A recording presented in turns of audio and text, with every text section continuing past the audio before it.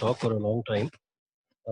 Just for the benefit of those of you who don't already know Dipu, Dipu originally is a software engineer by profession, but I think birding has been one of his passions right from his childhood. Uh, he got interested after reading a book in Malayalam by the famous ornithologist Hindu. After that, he pursued his passion on his own for a while. Once he moved to Bangalore, I think is when it really took off.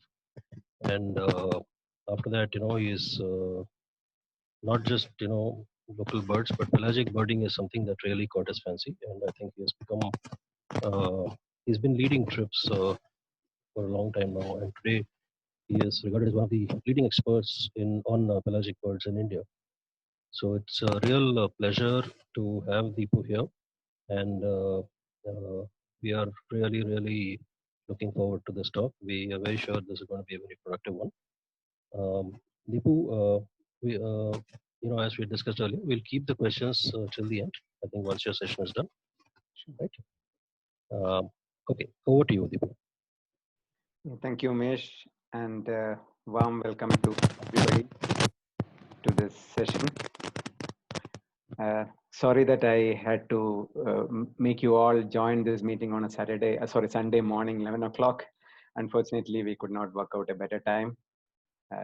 So first of all, sorry for that, but I hope this will be an interesting session, at least from a birder's point of view, because when you look at a field guide, there are some pages which you never really give attention to. And the plates where pelagic birds are shown, I think is one of them for most of us, and it was for me as well, till around 2010. So if we see such pages, we just flip the pages, that's all. We don't really even care to look at that bird or even read what the name of the bird is, because we are almost fairly sure that that's something that we are not going to see in life, and it is perceived as very, very rare bird that we can see in India. So that was my perception as well. Then in 2010, the crazy idea came up among some of us bird watchers, so mostly in Bangalore and in Kerala, that why not we take a boat and try to go into the sea and check whether actually there are birds there or not. We had really no clue as to what to expect. It was just a crazy idea at that time, but that trip proved to be very successful, and we could see 3 to 4 species of birds which belong to those plates which I mentioned before, which was not really something that we expected we'll ever see in our life, but we could actually see them. And that actually changed the whole perception about pelagic birds, and we realized that there is an interesting set of birds and an interesting habitat out there which is really worth exploring. So that is how this pelagic journey started for a few of us, and we had done many trips, and rest of the things that Umesh told is the most of flattering stuff, but this is the crux of the things. And so what I have done is a few trips across both east and west coasts, and I can see that in today's session there are few of my partners in crime are already there in this list. So some of them have already been there with me on some of these trips, and it has been I am sure they will all vouch that it has been a different experience. So so let's start with that part. And this session is going to be a very basic session. So this is not going to be structured as an ID session of pelagic birds, because it doesn't make sense to have an ID session unless you are out there and you are actually seeing something. So I am assuming a majority of the participants here are really looking to this set of pelagic birds as the birds which you never really cared about, or you never thought that you will actually see them. So in that perspective, I'm giving this session as a basic overview of what pelagic birds are and what pelagic is.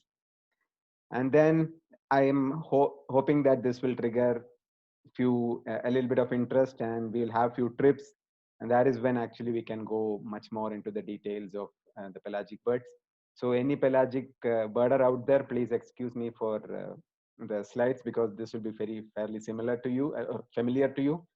So just tag along, and you maybe also join a few of the question and answer sessions, because I'm sure you will have some inputs there as well. So let's start why this is interesting. So before going to the details of pelagic birds, let's check what is pelagic. So this itself is a term which a lot of people know, but really would not have thought about, and it will be an alien to many few of the new birders. So pelagic is actually derived from an ancient Greek word pelagos, meaning open sea. So there is no the people or birders use it in a casual term, but if you look at the actual literature, you can see on the right that the sea front is actually divided into three areas, at least from when you are looking from the coast. So there is this immediate area which is near. So maybe you can say a part of the beach, just adjacent to the beach, or uh, yeah, shallow, very shallow part. This is called littoral area. So where you can, in a casual man's term, you can tell that this is where the litter will be there, whatever falls in the water from the land. So I think that is a littoral area. Then there is a stretch of water which is called neritic. So this is the shallow sea bed, which is roughly less than 200 meters in depth. So normally the gradient or slope is very small. So there will be a shallow slope till it reaches 200 meters. And so when I say shallow, this is actually this neritic region in the western coast. In many areas is around 80 to 100 kilometers. So what we are talking about, this neritic area is around 100 kilometers. And then there is a sudden drop in the shelf floor. So the ocean floor, the land part actually just drops suddenly, and then we reach depths of thousands of meters. So that is typically called oceanic, and generally we use pelagic for this whole stretch, which includes the neritic and the oceanic. So somewhere around from the beach, whatever you can see from that stretch towards thousands of kilometers is what you can consider as pelagic. So the whole habitat is called pelagic. And out of that, we have two major parts. One is the part till the continental shelf is present. So that is this neritic area. And then there is a shelf edge, which is pretty deep, pretty steep. And then you have the deep ocean area. So any bird that you can see here in this area can be termed as pelagic birds. And there are different groups of birds which you can call as pelagic. But typically in a birder's term, we call pelagic for those birds which you typically don't see on land and which you can see only once you venture out into the sea. So when you venture out into the sea, as you can see, it's just a vast area of water. So how does that habitat look like? So what is a pelagic habitat? So you all will be familiar with terrestrial habitat, where we have different types of habitats. We have forests, we have grasslands, we have marshlands, we have water bodies, we have scrublands, etc. So there are different habitats that we are familiar. And for each habitat, you will have a picture in your mind. For a forest, there will be like heavy forest with a lot of trees and undergrowth, very less light, which is going typically in for example, a Western Ghats forest.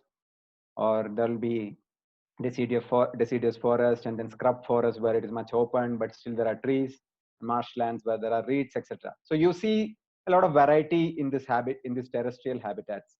But when you look at pelagic habitat, you get a completely different picture. Only some things that can be similar in a terrestrial habitat is like a desert habitat, where you just see sand and you don't really see any vegetation or any other major markers in that habitat. So pelagic habitat is like that. It is just vast ocean. There is no big difference, perceivable difference that you can see other than water and waves. That's all what you see on a normal day. And then it can vary based on the weather conditions and wind conditions. So when the weather is bad, this whole calm flat sea will look like choppy sea with big huge waves lashing out, and there will be huge uh, there will be heavy winds on such days, whereas on a flat day it will be wind will be very light or almost nil. So this is two extremes that you can actually see, but at the end of the day still it is water and waves. You don't see anything much other than this. So this also means that it is going to be tough for birds to actually survive in this, because it's such a, that in deserts the number of birds are less compared to a forest. So the same applies here as well to some extent in that analogy. So this is a vast habitat with just plain water. So most of the time you see that the density of birds is very low. For example, you are seeing almost many kilometers of area, square kilometers of area in this picture, and you can't even see one bird, right? But in ocean, the sparse activity is uh, not the same norm. It's a norm, but there are areas of primary production, that is productivity happening, where there will be congregation of planktons and in turns which attracts fishes, small fishes, which in turn attracts big fishes, and which in turn attracts the predators. So you will have areas at some point of time when you can see activity like this, where you can see a good amount of birds. But this is going to be sparse. You will not see this every now and then. So there will be trips where you will see very, very few number of birds, and then there are trips where you just hit on such big flocks of birds. So it all depends on the productivity in the area. And the interesting thing is that unlike a terrestrial habitat where this productivity is more predictable, that uh, Western Ghats forest is a very productive area. So there will be a good density, and it is remaining the same in ocean. In ocean, these areas of productivity shifts. So if you see it today in this area, it may not be there in the next few days, and the area may shift to another place. But there are general time and area correlations. For example, a monsoon time is a time when there is a lot of productivity happens in our Arabian Sea. So that is a time when you can actually see a lot of birds. So such type of broad correlations can be made, but otherwise it is very patchy and it is very dynamic. So that is how the pelagic habitat looks like. So now in this vast habitat where the productivity or the food is unpredictable, how can this bird survive, or how do they live? So interestingly, there is also a problem of purchase. For example, in the land, there are different or various types of purchase that a bird can use. And depending on the type of bird, you can see them on open perches, on electric lines, standing in water or land. They may be up in the trees, in the middle layers of the tree, etc., etc. So there are different places where a bird can actually sit or move or walk or jump, whatever. But in ocean, you have only one perch, that is the water that we just saw. So there is a big problem for birds, right? So they cannot just land anywhere that they wish to unless they really want to sit in water. So what do they do, or how do they live? So actually, interestingly, many birds just keep flying. That is what they do, because once you are in water, you are static, your chances of finding food may not be good, you are you are immobile, and to take off from that point you need to spend a lot of energy, and so it is also easy for a predators to actually prey on you. So the best thing to do in sea is to keep flying, and they do that. And many of the birds are extremely good in flight techniques that help them to actually keep flying. So this is one huge difference from a terrestrial bird to a pelagic bird. In a pelagic bird, or for a pelagic bird, a big part of life is spent by in flight. That's in somewhat they can actually, you can say that they are like more like a swallows and swift, which keep flying. And the other option that they have, as we just discussed, is that if they really are tired of flying or they just really want to land for feeding, of course they can come down to the water and then they can stay there or swim. So they are adapted to this as well. And few birds, of course, are also experts in diving. So they just are not content with the air and water, the surface, but they are also exploring the water underneath. And the only thing, only perch that they typically generally have are the floating objects in the sea. So occasionally we can see things floating. So some of them may be natural, like a dead animal, like a tortoise or a dead dolphin or a whale or whatever, a big fish. Sometimes the birds can rest on that, and otherwise there are a lot of man-made floating objects, like commonly encountered one is thermocol or a plastic stuff, etc., a plastic object, etc., which give them some sort of perch. So sometimes some of these birds use these floating objects as well. So that is what pretty much they can do in the pelagic habitat. And of course, then the question will come, how do they breed? So in land, you have trees, and you have the land itself where some of the birds make their nests. So what do these pelagic birds do? Of course, they cannot nest on the sea surface. So they come back onto the land for that. So that is a time when most of these birds touch the land. Otherwise, rest of their life is pretty much spent in the ocean. So for breeding, these pelagic birds come onto the lands, and most of them breed on land, just on the surface, or some of them burrow, make holes. And some birds use trees in these islands or on the shore to actually make their nest. So most of this breeding happens on isolated islands. So that is a strategy that they've evolved over time, and it gives them protection from predators unless there is a predator inside the island itself. And yeah, they very rarely, occasionally there are cases where they also breed on the mainland, but most of the pelagic bird breeding happens on islands. So since these birds live in a completely different habitat, there are a lot of challenges that they face, as we just discussed in the last few minutes. So they need to adapt to those challenges if they want to survive. So they have a set of adaptations that they have developed, which enables them to survive in this habitat. So a few of them are listed here. This is not an exhaustive list, but just an indicators of some of those things. So the first and foremost thing is that these birds do not have a freshwater source.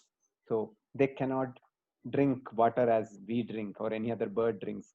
They have to survive on salt water, which means they need to have some mechanism to get fresh water out of salt water. And most of them have something called salt gland, which actually can do this filtering. And they remove salt out of the water. They take in the water and then they excrete salt out. And how do they do is a little bit interesting. So the salt glands are present in their head area, and the waste saline water is actually channeled back through the head onto their beaks, and they put out or excrete this salt water through the nostrils. So these some of this a group of birds, pelagic birds called procellariforms, have a special adaptation on their beak, that their nostrils are actually uh, shaped like a tube on top of the beak, and then the salt water, that is a high concentration where the water is concentrated with salt, that wastewater comes through these nostrils and is given out. So that's an interesting adaptation that these birds have. And such birds which have the tube nose, as we just described, they are called tube noses. So the name itself, we call them in common parlor as tube noses. So we can see an example later. And then they have very dense feathers because they mostly live uh, in the sea. So they have to land in water, and they have to swim. So they have dense feathers which protect them from water when they want, and also keep to make sure that they can regulate their body temperatures in the environments, the harsh environments that they are in. As we expect in any water bird, they most of them have, or almost all of them have webbed feet, which enables them to swim. And interestingly, they are a group of birds which have a strong sense of smell. Most of the terrestrial birds do not have a good sense of smell, except a few birds like vultures. Most of the land birds do not have a strong sense of smell. But a lot of pelagic birds, especially tube noses, have a strong sense of smell, because this is something that enables them to find food in the sea. So if there is a productive area and there is some food there, the only way that they can come to know from far away, from kilometers away, is through through the smell. And the second possibility is, of course, the sight, which is also having a little bit of adaptation, which I'm not marked here, but they also have good visual capabilities based on which they can actually uh, see far activities far away and then go and join the activity. So since they have, since the ocean surface is very reflective, they have an equivalent of something of our cooling glass, so that they can actually see much better in the environment. So this is also another interesting adaptation that they have. And as we discussed earlier, they spend a huge amount of time flying, which means they have to be perfect flight masters, and most of these birds have perfected their flight techniques. So many of these birds can actually fly for hours without even flapping their wings. And this is true both for small birds like a sparrow-sized bird, or huge birds like albatrosses, which are almost like a man's size, or a kid size at least. So all these birds have perfected this technique. So there are two major type of flight techniques which we can call out here. So one is called dynamic soaring, where they have a mechanism of using the wind that comes, that is moving on the surface to get lift and continuously fly without flapping wings. So birds like petrels and albatrosses are experts in this form of flight. And some birds like albatrosses and giant petrels have even moved to the next level. So you all know that if you hold both your hands up like we do in a PT session in our schools, you cannot hold your hands like that for a long time because our shoulders start paining. So we need to spend energy and effort to actually hold our hands in a parallel position which is horizontal to the ground. So it's the same for birds as well. So if they have to hold their wings stretched, and if we want to glide or soar, they need to put some effort, and it's actually a big problem. For example, if you are going to soar or glide for hours together, which means your wings are going to be spread and stretched like that for hours. So instead of spending energy for doing that, they have a special adaptation of something we can equate like a lock. So their wings can be locked into that position. So they have special tendons which actually enable them to lock their wings in that position so that they don't have to spend energy.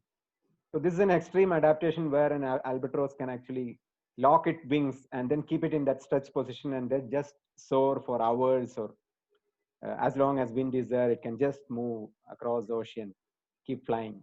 So that's an amazing adaptation. And on the other end, we have small birds which uses another technique called slope soaring.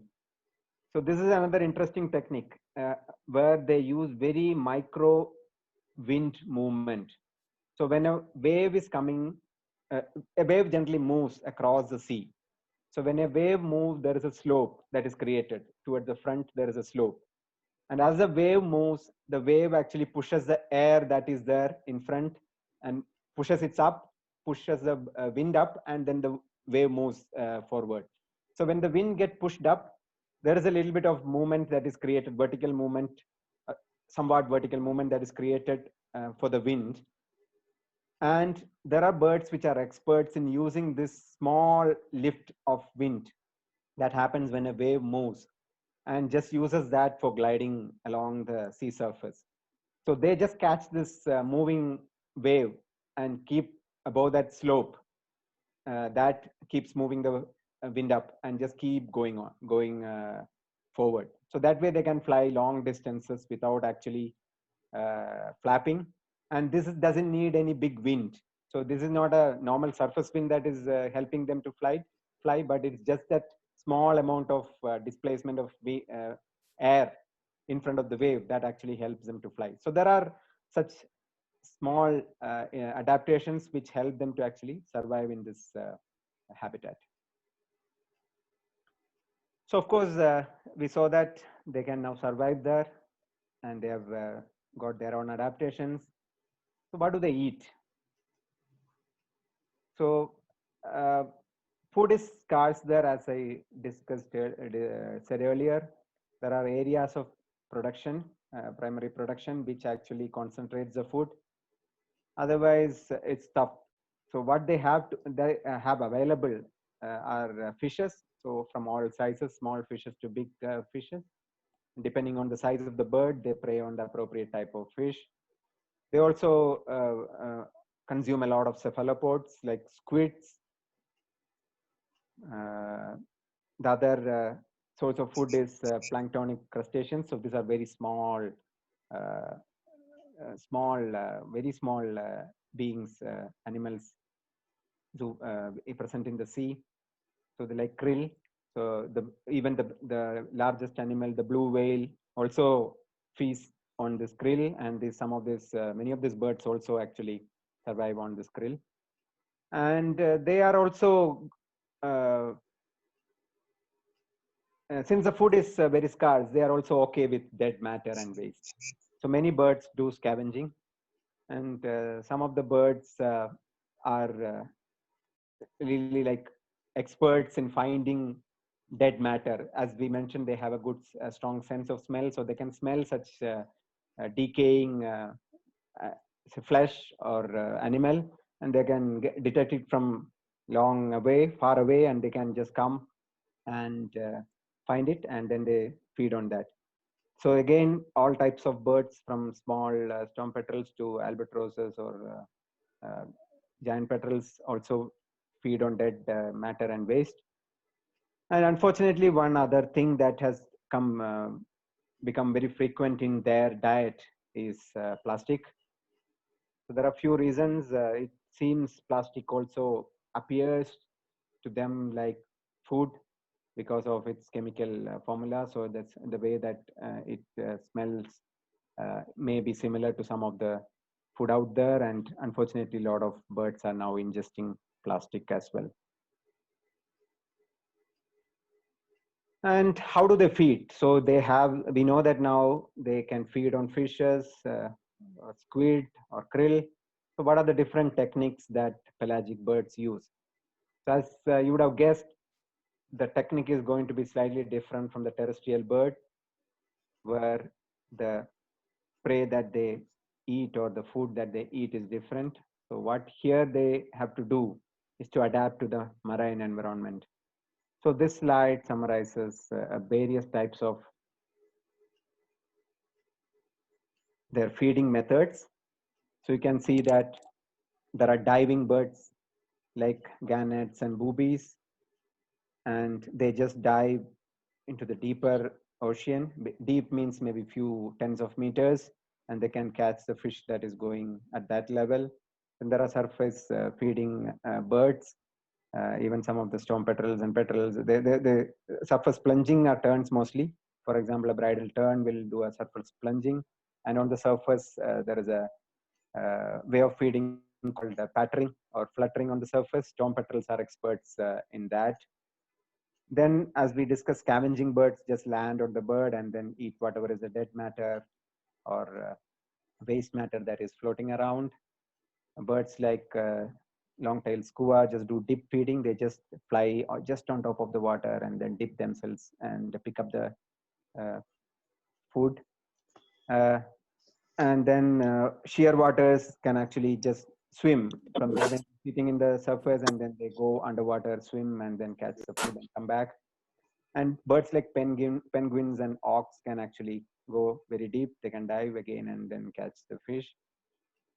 And interestingly, there is a very specialized feeding habit, which is actually stealing. So some of the birds are experts, thieves in the sea. So what they do is they chase birds which have already caught something, chase them to such a level that they are forced to drop whatever they caught or they had in their mouth, and then the thieves will actually get that dropped food. So skuas and some gulls are known to do this. So that is also called, it's a scientific term for that, is kleptoparasitism. So these are some of the key methods by which the pelagic birds get their food.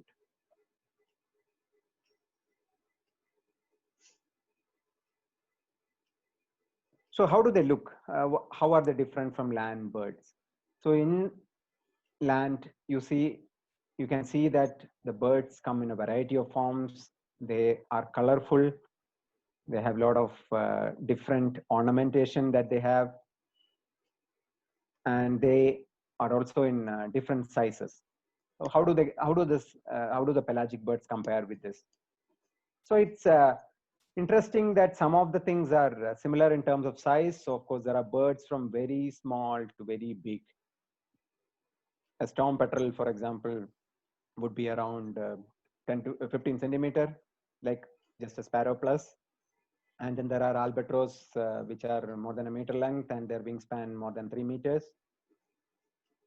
And one of the key differences between land birds and pelagic birds in terms of plumage is that pelagic birds use less of color. So mostly they are in shades of black, gray, brown, and white.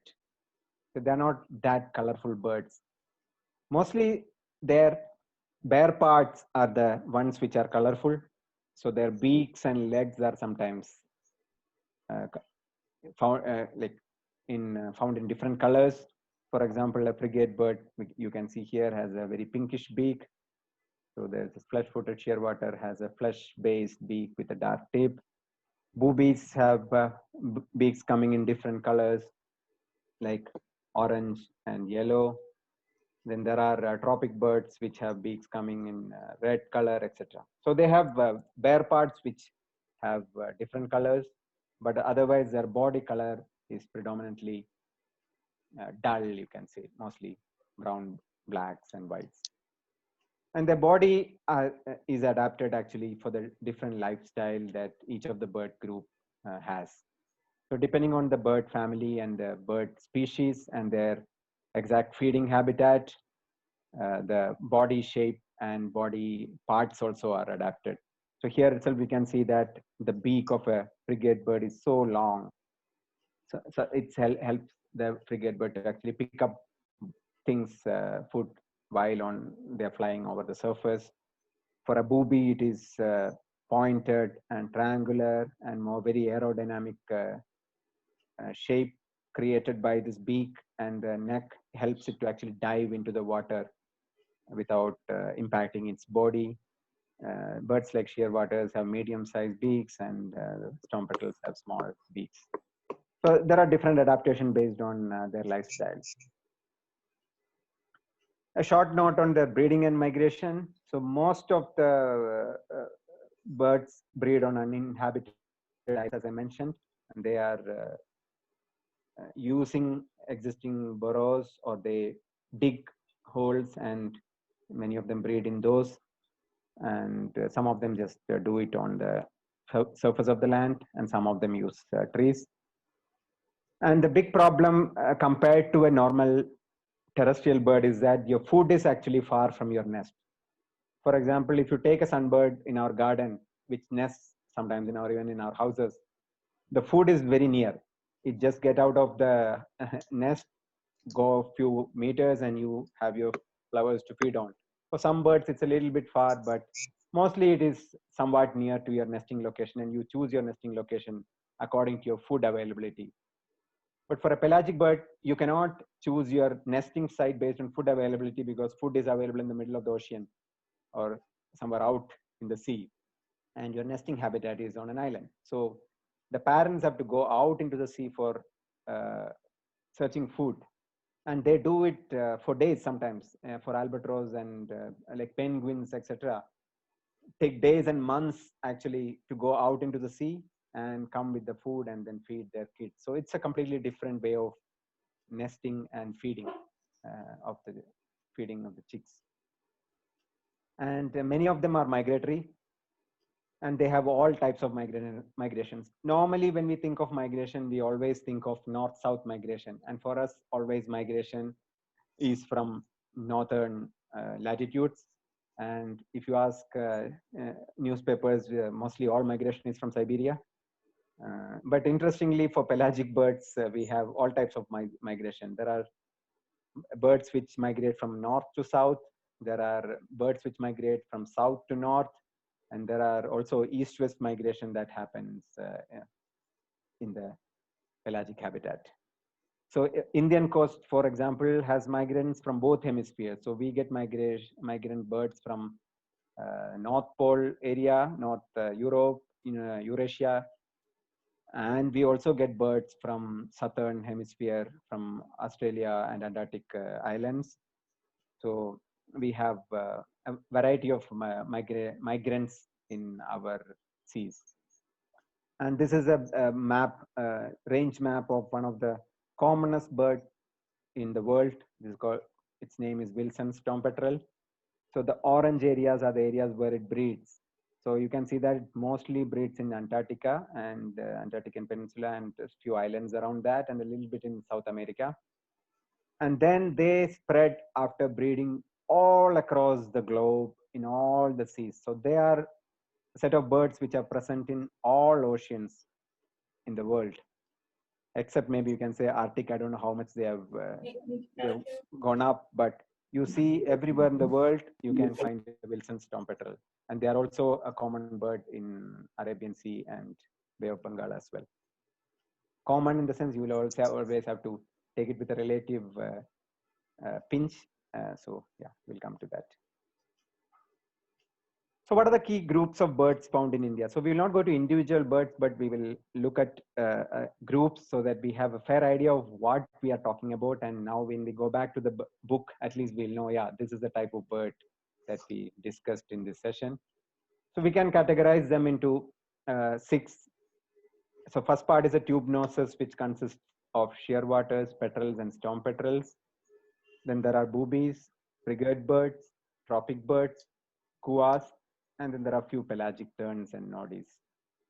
So we don't have interesting birds like a penguin or an albatross or an auk, or a bird like an auklet. But we have these are some of our common pelagic groups. So most of the birds that all the birds we have found in Indian seas are falling into one of these groups. So we can take a look at each of this group at a high level and then see how they look like, or some of the characters of this group. So tube noses are the birds which are, as I mentioned, shearwaters, petrels, and storm petrels. So I have put a representative image for each of these things. So this is a shearwater. So their name comes from the way that they fly by, and during their flight, they shear the water, they cut the water with their tip of the wing. So you can see that they are medium-sized birds with a fairly longish beak. And you can see here that there is some structure above the beak. So this is the tube nose that we discussed. And all these birds, the shearwaters, petrels, and storm petrels, all of them have that tube nose above their beak, at the base of their beak. So that is why this whole group is called tube noses. So this is a shearwater. They are a fairly medium-sized birds with a longish beak, and they have a variety of plumage. Then we have petrels, which have short and thick beak, and again small to medium-sized body size. And then we have storm petrels, which are very small to small in size. So this is a large image. That is why this appear in size. But if you take a relative size, this will be like 1/4 of this petrel. So, but I have enlarged it to show you the beak and tube nose part of it. So this is a swinhoe storm petrel. So they are very small again, and mostly like a sparrow to myna size is what you can roughly compare. So these are the storm petrels. So all of these things, of these birds have their common character of tube nose. Next, we have birds from the group boobies. So these are diving birds. So they feed by diving into the water and catching fish. And you can see how their body has evolved for this habit. So you can see such an aerodynamic body where they can plunge into water with beak tip going into the water first, and without much resistance, the whole body goes in, and then so that they can get the full force while going into the water, and then can reach as much depth as possible for catching the fish. So as we see here, the characteristic part is how the beak is structured, and they are big birds. So big in the sense they are like a eagle size of birds, plus bird size birds.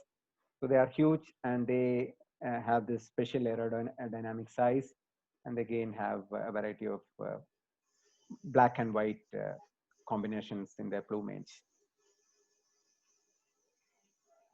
Frigate birds are one of the largest birds that we have. So their wingspans are again huge. They are bigger than our kites and eagles when they fly. And they have a very long beak and a long tail, which enables them to actually pursue other birds and pirate. So this is another bird which actually does piracy. So it chases other birds which have already caught something, and they make these victims drop their food, and then these frigate birds catch that food. So they are huge birds, and sometimes, so here is one which was windblown. So you can see the long beak and the long wings that they have.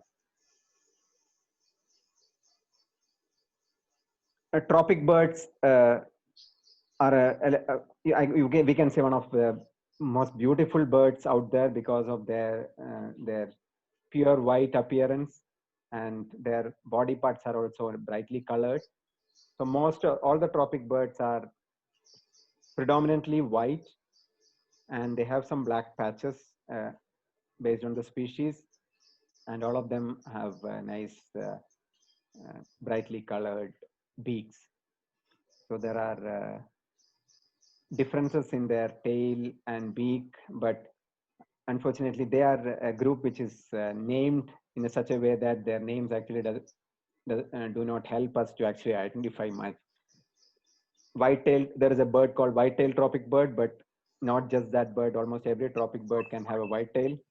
And there is a bird called red-billed tropic bird, but unfortunately there are more than one species of tropic bird which can have red bill.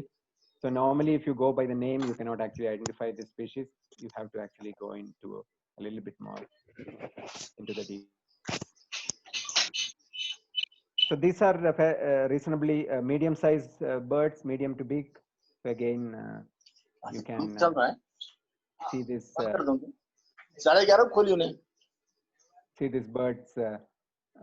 If you see these birds, you can actually, realize that they are slightly bigger than, say, maybe a crow, and you can. The most beautiful part of this bird is when they are adult, they have a very long tail, like a paradise flycatcher. You can equate it to the tail of a paradise flycatcher, which flutters behind when it flies. So skuas are another group of birds which are experts in piracy. Again, they get a large part of their food by piracy, chasing other birds like terns and gulls. And they're somewhat closer to gulls. So you can see that in structure also they have some similarity in the head and the beak shape to the gulls, but not exactly. Yeah, they are also sized like a gull. They can be in the size of a small to medium gull. So these skuas are small to medium size, and there are big skuas which are bigger in size than the normal gulls that we see. So these birds again can eat or catch fish, or can also scavenge, but a majority of their food comes from piracy. Then we have the relatives of our terns that are fully pelagic. So normally all the terns that we generally see are associated with water, but they still spend a lot of time on land. But then there are some terns which are almost fully pelagic, and there are two terns that we have in that part, and they are generally slightly different in plumage. And you can see that from the examples, this is a typical format where they are darker than our normal terns. So they have a darker brown or blackish upper parts and white underparts. Closely related to the terns are noddies, which are fully black, dark, so brownish to blackish birds. But their beak shape is very similar to terns, if you see. So that is that shows their relationship with the terns, and overall their shape of the body is also similar. So there are a few families of noddies that we can see in our waters as well. So those are the groups of birds that we can see in our coast. And so this is a list of pelagic birds that we can see in Indian coast, or that is at least is part of our checklist, the India checklist. So I've roughly colored it based on your chances of seeing it. The green ones are fairly okay, which are the starting ones in each of group. Then the purple ones are a little bit rare. If you're lucky, you should be able to see. And the red ones are really rare. So you should be really lucky to get those birds. Out of this, the shearwaters, shearwater group is the best represented group in India. So we have around 7 shearwaters that we can see in Indian coast. Out of that, flush-footed shearwater, the first one is the most common one, followed by Persian shearwater. And then we have few records of streaked shearwater, and even there lesser number of records of wedge-tailed and short-tailed. Tropical and corys are mostly recorded from wind-blown specimens only. From in storm petrel family, there are 4 birds which are there in the checklist. Out of that, Wilson's and swinhoe storm petrels are common, and the other 2 are rare, and all their records are mostly historic. In petrel family, we have 2, and out of that, Joannins is the one that we can see, and Burroughs is again a historic record. We have 3 boobies. All of them have been recorded in India. Out of that, Mars boobie is a common one that we can encounter if we go in a pelagic trip, but other 2 are also seen occasionally during bad weather, or sometimes even in ship.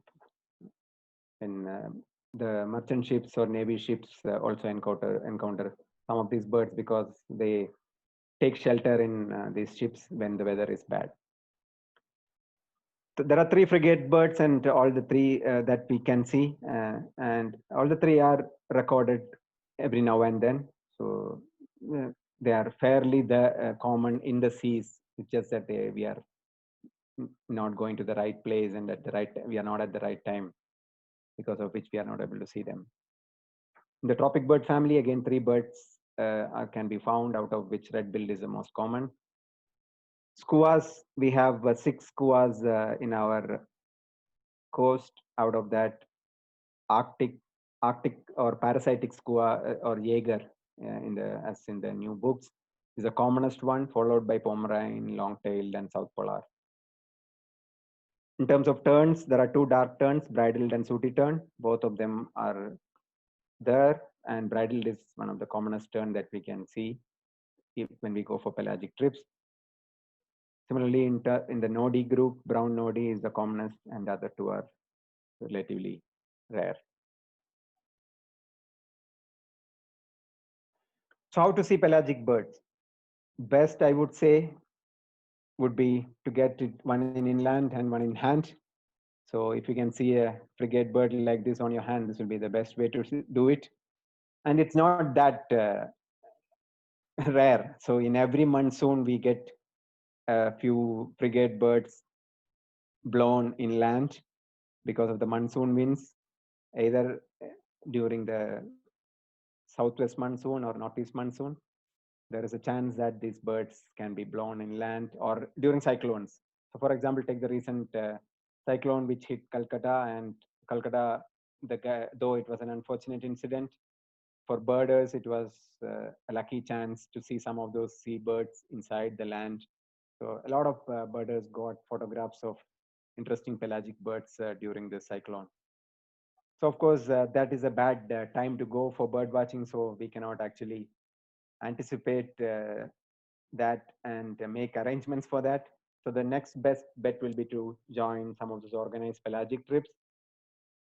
So there have been pelagic trips getting organized from both western coast and eastern coast, at least till Chennai.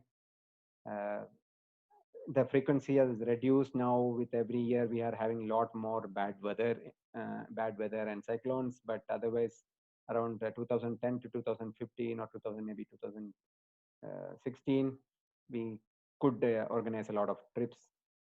Then, of course, as a side birding, you will have a chance to see some of these birds if you are on a passenger ship or a merchant ship or a research vessel or a government patrolling vessel. Fishing boats or fishermen also encounter these birds because both of them have the common interest. They want to get to an area where there is fish. So sometimes the fishermen even use the bird activity that is happening far away to detect that there is a fish activity there. So there is a symbiotic relationship between birds. Most of the fishermen do not actually harm these birds. Sometimes they get caught or they get into the hands of the fishermen, but they are generally not killed or eaten. And if we cannot do any of these things, you still have a chance to see this pelagic bird. So that would be from the shore. So even though you don't, you may not want to go out on a cyclonic day to the shore. On a during monsoon time, when the weather is slightly bad, you can still safely go to a beach or a point, a rock near to the beach. And if you really watch out into the sea, there is a good chance of seeing some of these rare birds. So it's just that we never do that. And that is the reason why we have not seen reports. But once this pelagic session started, there have been few bird watchers who are actually explicitly trying to watch seabirds when they are on the beach. And we have got few records of birds from the coast, from birders who are just watching or looking out into the sea and seeing some of this interesting pelagic birds. So if you are near to the sea, whenever you get a chance, have a look, keep a lookout especially on a day with the bad weather. There is a good chance that you can also see one of these interesting birds. Of course, watching this is the best place to watch is on a boat, where an organized pelagic trip. but there are a lot of challenges with that as well. Of course, the seasickness is the biggest problem. If you are seasick, it is tough to be on a boat. But if you are not affected by that, then of course you can actually stand and watch those birds. But then the other issues strike, like low bird density. And even now, when in this whole the vast sea, you find some bird, in order to see it, you have to balance yourself on a rocking boat. The waves will be moving as well, so that gives another movement to the boat. And the mobility for the bird watcher is very less. You cannot actually go around the boat easily. You have to take care of your safety. So unless it is a very calm sea where boat is fairly stable, it is difficult for us sometimes to actually stand on a boat and watch the birds with a binocular or take a photograph with a camera. The birds also move in a zigzag manner, which makes it even difficult for us to track them and also photograph. And if there is wind and there are bigger waves, the bird can easily disappear behind a wave. And once you actually see them and photograph them, still sometimes it's very difficult because there are confusing plumages. So you will have the challenge of finding an ID for your bird. And this is going to be something not that easy. Okay, so coming to the conservation and status and issues, seabirds are one of the fastest declining group. And few of the key reasons for this is bycatch. So many of these birds get caught in the fisheries industry practices.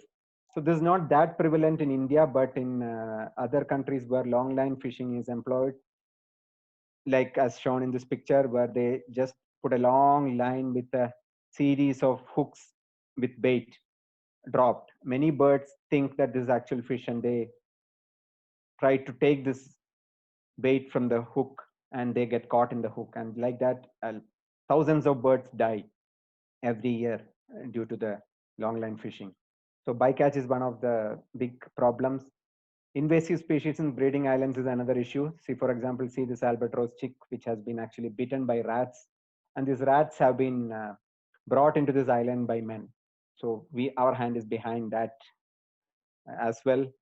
So this is a really big threat on breeding islands because many bird species has only few islands where they breed. And if few of these islands are infested with this pest like a cat or a rat, within a few years, this whole population can be wiped out. So that's a threat that we have to work on. The prey abundance is getting affected by climate changes and global warming. So this is another issue because of which now birds are not able to find sufficient prey. And also for finding out prey, they have to travel longer distances because the prey density is decreasing in many areas. Overfishing, as we know, is also another issue where there's a big competition between fishermen and birds for the same commodity, so same resource. So there are issues there with overfishing and which causes the depletion of fish abundance. Pollution and plastic ingestion is another issue that the seabirds face. So you would have seen images floating around with plastic in the stomach of some birds. Yeah, it is true. And many birds are susceptible to plastic ingestion and issues coming because of those aspects. Okay, so that brings us to the end of this session. And a quick note about me. I'm an amateur bird watcher who got infected with pelagic fever. So as I mentioned, we started pelagic birding in 2010 from a crazy idea. And then from then on, I got hooked and did many more trips from both west and east coast. So I've managed to do trips from Kerala, Karnataka, and Goa coast, and also did a few trips from Tamilnadu, Kanyakumari, Chennai. So was happy to interact with a lot of bird watchers during these various trips, and it was a great experience. And also worked with other pelagic racy guys to organize many more these pelagic trips. So that was an interesting experience for me. And during this process, the group that actually captured my attention was skuas. So I compiled information on the plumage variation in wintering skuas, and have published in Indian Birds. So that's it from my side. Thank you. Now it's open to questions.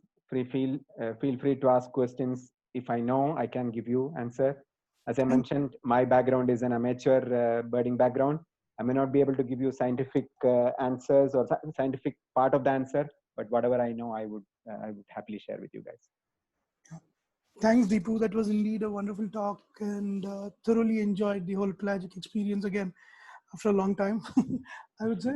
So it was indeed a great one. So before we proceed to the questions, I would like to invite our president, Mr. JVD Murthy, to just give a brief about the talk and then about Deccan Birders as well. JVD, sir, over to you. I'd rather not say much or anything at all for that matter. Let's get to the questions, Srikant, if you don't mind, because there seems to be a fair amount of questions in there. Yes. So then Thank you. Pass it on to Umesh. Umesh? Yeah, right. Yeah, you're audible. So the first question that we have is from Mr. Murthy. Deepu, the question is, how do pelagic birds navigate over vast bodies of water without any landmarks and in bad weather?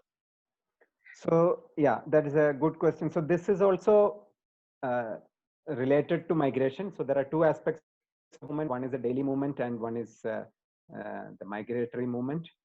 So in both these aspects, they are very good in navigation. So they use different cues like celestial bodies. So in the daytime, it is the sun, and in the nighttime, it is the stars. So they have, it is at least the researchers were, what I've read has indicated that they are using these aspects. Then there are also aspects related to smell and wind. So they know how to detect the wind pattern change in wind patterns due to islands, for example, and big objects that actually obstruct wind. So and they also have the strong sense of smell. So there is this assume that they have the smell. They know the smell of their breeding islands. So they have some association with that, which also helps them to come back to the areas. But some of these things are still a mystery. You can say that there is a mind map similar to what we have in them as well. So they are fairly good in navigation. And some interestingly, even the young birds, when they fledge and go and then they come back, mostly they have this association with their original nest. So they come back to the same island where they were born to nest. So the next generation comes to the same island. So they are able to keep this mind map in them. So some of these aspects are not really fully clear as to how they exactly map, but they use various cues like this and the state of the ocean example. For example, there are some unique characters for each of the oceans and sea areas, because though we are not able to see in a vast sea, there are differences which are perceivable in terms of their state. For example, a shelf beyond shelf edge, the color of water slightly changes. Within shelf edge, it is different, and within a lagoon, it is different. So these aspects we are able to detect now, but maybe they are much better in detecting such minute changes. So these are something that I know of. Of course, there will be more, and I also feel that there is some lot more to be studied on how they actually get this map worked out. Right. Thanks, Deepu. Next question is from Amiga. Can all pelagic birds swim in calm sea surface? Yes, they all have webbed feet, and they can mostly all of them can swim. All of them can swim. Question from Dr. Badrinaran. How about birding from a promontory or at points on the shore where there is a sharp change in the coastline? I think it is not caught on that much in our country.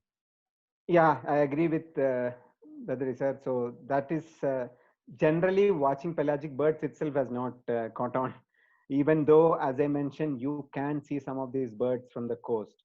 So vantage position like anything like a rock that is jutting out into the sea, or lighthouse, or anything that is giving you a vantage position can be used to watch such birds, but the problem is also that they will be slightly far away, so you may need a powerful scope to actually reach them. So if you have the right equipment, then we should be able to spot some of these birds more frequently. I agree, but setting it up is something that is again a practical issue. We need the right guys to be involved and right amount of resources and money to be available to do that, to set up specific areas. But till that point of time, or till that thing catches up, the best bet is to use existing vantage points on the coast. Right. Okay. Next question from JVD Murthy. Most pelagic birds are rather dull colored, but birds like the puffin are more colorful. What is the reason behind the lack of colorful plumage? Okay, so as I mentioned, even puffin is a bird where the color is striking on the beak. So most of these birds have the bare parts with a different set of colors, but most of the body color is dull. So one of the reasons that we know, or we at least we think, is that in terms of visibility, this dull colors help. So if you see, a lot of pelagic birds have a dark upper parts and a white underparts. So there is a theory that the white underparts help them from hiding from the fish which is in the water, because when they look up, they are going to see a bright sky which is whitish. From their point of view, it's a bright object, and a white underparts actually merges cleanly with, or fairly, with that white bright sky outline what they are seeing from inside the water. So a bird can be almost like can hide, or can use that as its to advantage if it has a white underparts. And on the other hand, from the top, there are predators which will be looking out for these birds, so a dark upper parts may help. So that is one theory that is there, but then there are exceptions to this theory. There are birds which like storm petrels or petrels which are fully black. So we don't really understand why they have fully black bodies, and they don't really conform to this white underparts theory. The other part is that there is also this aberration of feathers which are involved. So normally it is found out that the black feathers have more keratin, and they are more stronger and can withstand wear. So some of those factors may be also playing in to ensure that in this harsh conditions, like fully every now and then getting into salt water and heavy wind, so the where feathers can wear off very fast, they would want a more strong feathers. So these are some things that I know we need to we can check if there are further reasons. Right. Deepu, just following on this question, I have read that manufacturing color is supposed to be much more resource intensive for the birds. Could that be a factor? That depends. Again, okay, that's an interesting topic. There are two aspects to it, or it also depends on how the color is made. So in some birds, the birds produce the pigment, and in some birds, the color comes from the food. Right. So there are, so yeah, that could be one aspect where if the bird has to produce it, of course, then it needs to have maybe spend extra resource. And in terms of food, as you see, there are not enough food which give you this color variation in the sea. Right. Maybe all food what you eat is not having that color pigment component which actually can give you a different color. So that is also possible. Right. Okay. Next question is from Sureka. The Bay of Bengal and the Arabian Sea, do they have almost the same species of pelagic birds? Species wise, I think in terms of now the list of species, yes, they have very similar numbers. Maybe there are one or two birds which differ, few birds which differ, but if you are looking at the common birds, all of them are present in both the coast.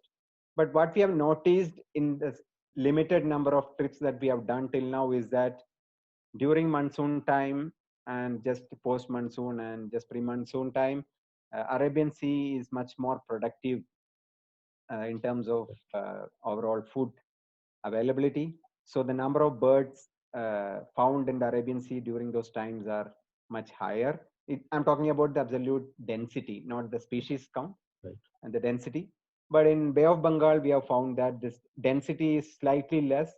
But this is not true for all birds. For example, a bird like a Wilson storm petrel, the numbers have been much higher on the western coast. But the number of swin-host storm petrel that we have seen a given trip has been high in a Chennai trip, if I remember right. So Right. there are birds which are more common on the east side as well. But if you're taking absolute numbers on a given day, yeah, Arabian Sea around monsoon time has given us thousands of birds in a given day, whereas we have not really tried out a trip the peak of north east monsoon. But whenever we have gone, we have got hundreds of birds at in a day in the east coast. We have not reached many thousands at least. Right. Okay. Next question is from Arun Varghese. Do they have special flight feathers for flight in storm conditions? No, they don't have anything special flight feathers for storm condition. Their feathers are fairly similar to other birds, but what they, as I mentioned earlier, what they have is their perfection in flight mechanism. So in a stormy condition, when the winds are very high, typically what they do is they settle on water, or they actually fly between the waves. So if you are seeing the sea on a stormy day, there will be big waves, and between waves there will be a trough which is low, and in between the waves the wind speed is less. The wind is very strong on the above the water level and above the wave level. So that is where your strongest winds are there. So they hide in between the waves, and they also settle down. So these are the techniques that they typically use to avoid. And if they can fly away from the stormy front, of course they will do that. If not, they will try these things. And sometimes if they are not able to do this, then that is when they get caught in the eye of the storm, and that actually brings them into the land because they cannot escape from the eye easily because of the wind which is circling around them.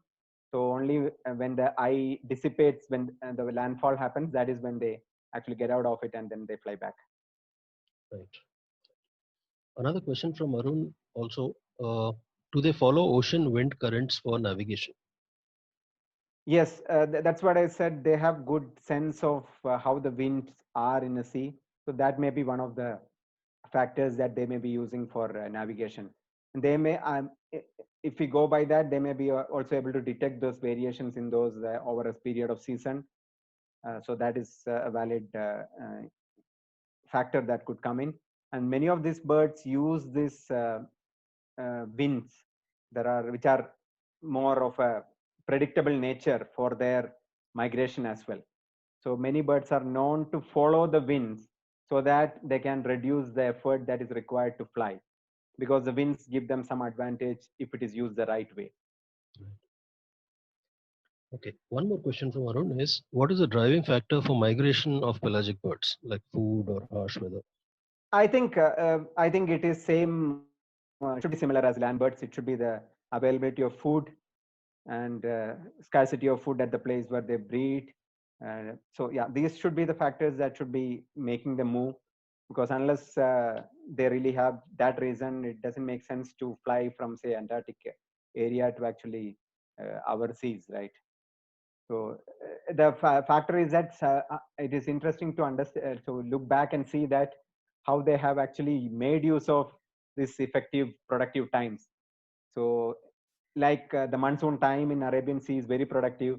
So exactly it is that time when the storm petrels and flush-footed shearwaters actually come, and they are able to use this productive seas for wintering and replenishing in that time, and then they go back to the southern land for breeding.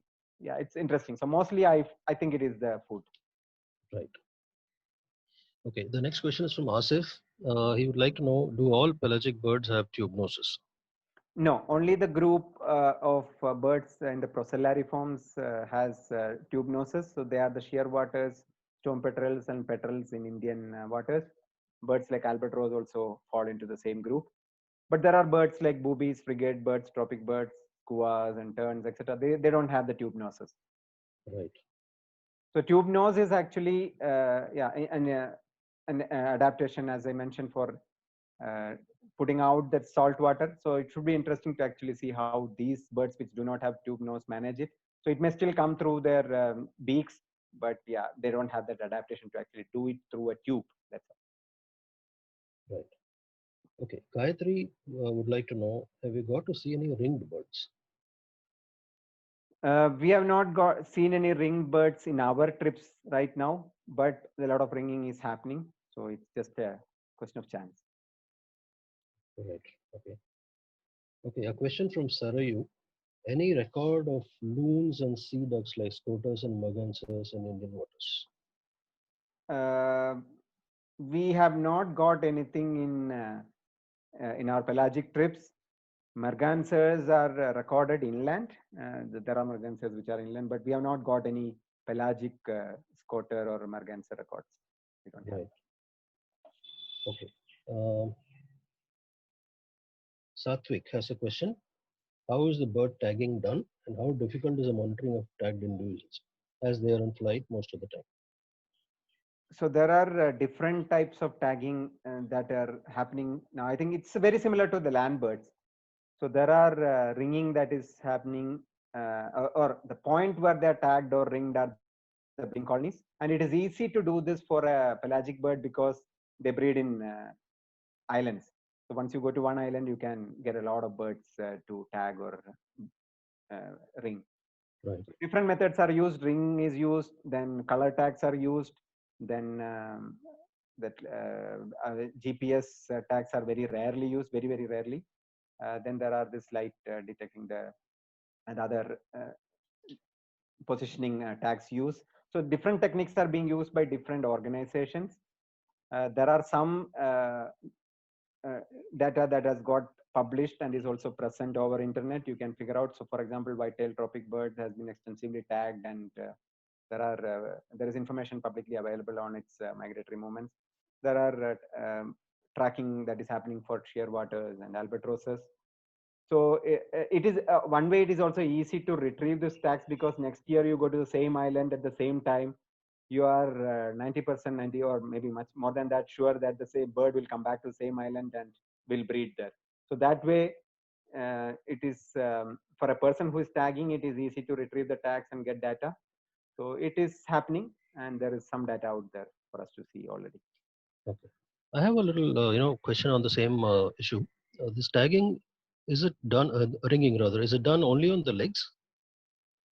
Yeah, ringing and the color tagging is done usually on the legs only. So that is the most least obtrusive way of tagging. But if you want to put tags, geotags, and the GPS, it's not possible. So that is where they are fitted typically on the body.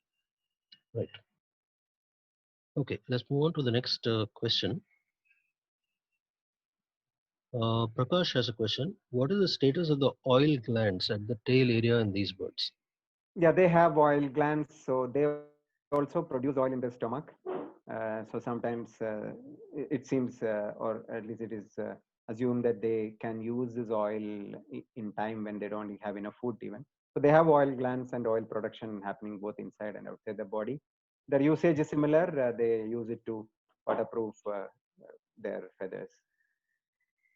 Right. Another question from Satvik is, which group of pelagic birds have a unique feature or a technique?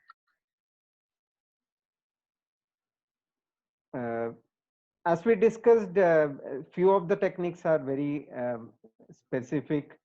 We cannot list a lot. Every bird and every family has their own uniqueness.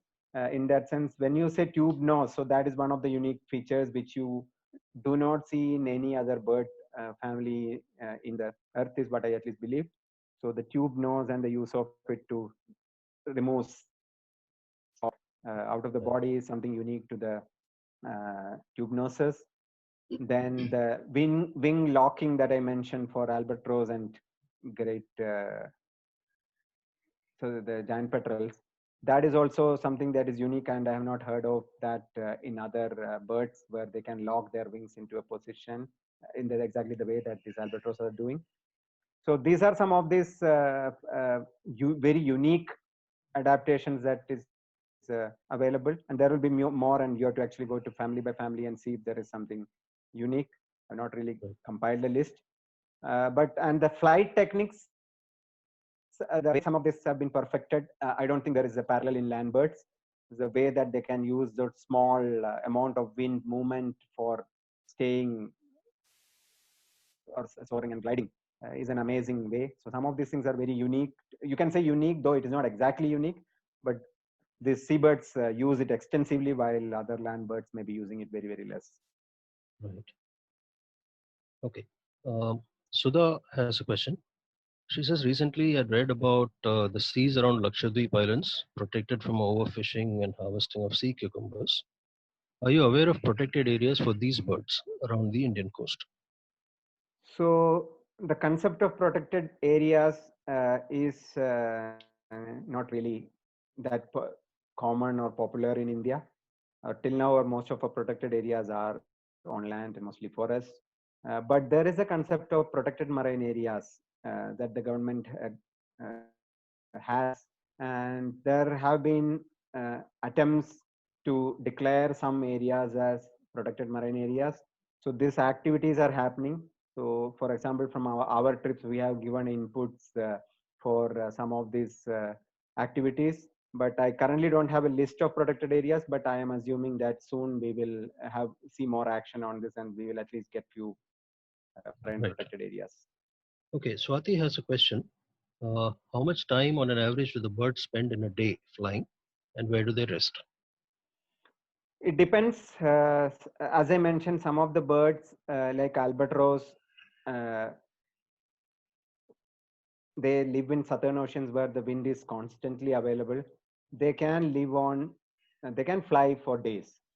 They don't even need to stop unless they really need to feed. And their energy expenditure on such an activity, moving around when wind is available, is very, very nil, as equal to as sitting, or maybe less than sitting in water. So they prefer to fly if wind is there. Right. So it depends on the bird. Some birds fly for a few hours, and some birds fly for most of the day. And if they want to rest, there are only two options for them. One is sit in water. All birds can say land in water and swim a little bit. And other possibilities for some birds like terns, skuas, noddies, etc., can also rest on floating objects. So if you have anything floating, they can. So these are the typical way that they take rest. So there are, and very rarely, some of these birds like skuas or noddies come to small islands or mud flats to rest. But this happens typically when the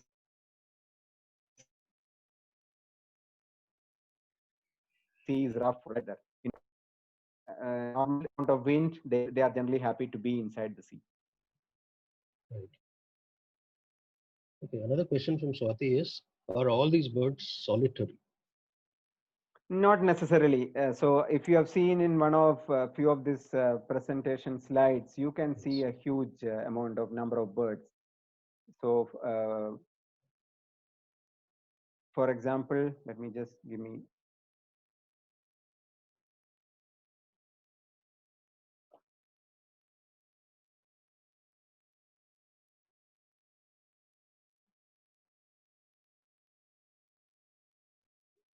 You're able to see the slides, right? Yes. Yes. So if you see a set of shear waters that we found in one of our trips, you can see that a good number of shear waters. At least there are more than roughly around 70 or 80 or at least around shear waters. So they came at this move around and came at this place because maybe there is food available. So you can see a good amount of them. Similarly, at the points where food is available, you can see a good number of birds congregating. So that is in terms of feeding. But while moving, some of these birds are solitary, and some of them still tend to keep a small group. So that depends, and I don't really see. I don't know whether there's a real defining pattern there. So we have seen birds in solitary flight, and the same species at some point of time moving together as a small group.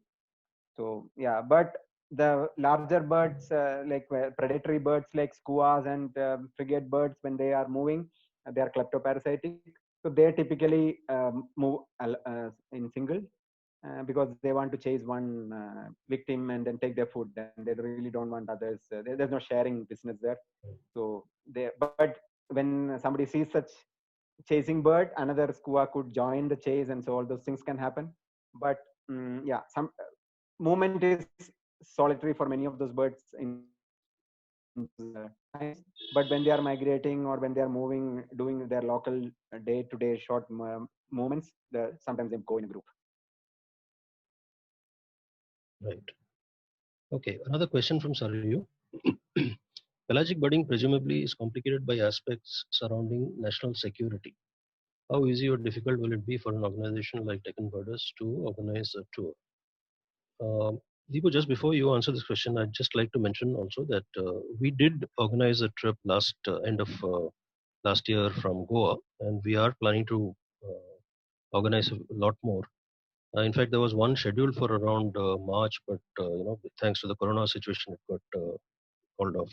But having said that, Deepu, your inputs on this question, please. Yeah, I think as Umesh mentioned, it is possible. As you said, it has security implications, so you really need to get a lot more permission than doing a survey or a bird watching event on the land. So typically we need to get permission from the relevant authorities, including the port or shipping authorities, the Coast Guard or coastal police. So these are the key players who are involved in local the near coastal area security. So we have found that they are very cooperative in a normal situation, but of course when there are situations which warrant extra scrutiny, like a threat time or some happening at some areas. So depending on those, the security situation could also change. So that is a little bit dynamic. But otherwise, we found that the departments like Fisheries Department, Coastal Police, all of them are very friendly. And we have got permissions from most of these departments if we really put our effort, and they are also they understand that we are going with a genuine intention. Right. Okay. Amiga would like to know what are the commonly seen gulls of Chennai coast. Again, there are two aspects. All the gulls that we see are all land-based gulls. So we don't have gulls. So there is no special pelagic gull that we have seen, which you can see only in a pelagic trip. Otherwise, the standard set of gulls that you can see in Tamil Nadu, eastern coast, Tamil Nadu, Andhra coast, or Orissa, all these areas, we have the same set of gulls, is what I believe. So it's the same set of gulls: black-headed gull, brown-headed gull.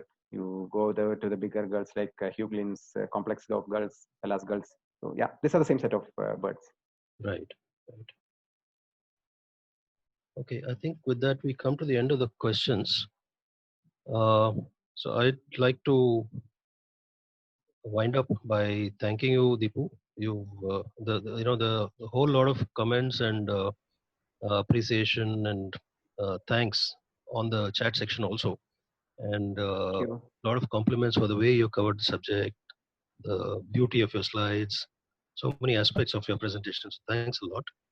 We also learned a lot from this whole session, and I'm sure all of the people who attended will agree. So thank you so much, Deepu, and definitely we will look forward to the next session sometime where we can maybe go into more detail, on birds, specific species.